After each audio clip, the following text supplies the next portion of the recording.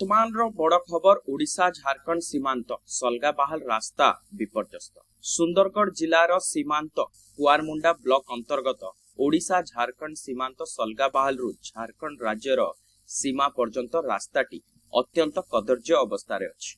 बड़ बड़ खाल सृष्टि जोगु जनसाधारण जतायत रे नाही नथिबा असुविधा हेउछि।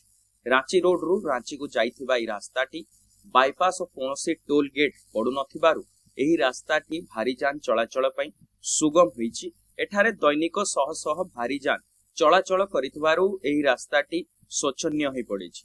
एहा सह शंख नदी सेतुटी मध्य विपर्यस्त होई पड़िथिबा जोगु यातायात रे असुविधा सृष्टि होईछि।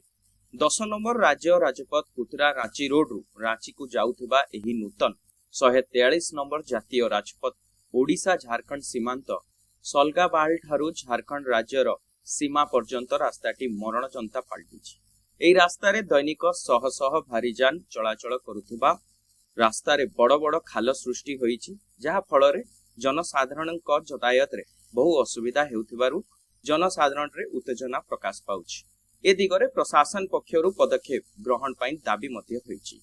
तेबे देखिबाकू बाकी रहिला प्रशासन ए नै कोन पदक्षेप आगु को नउछंती।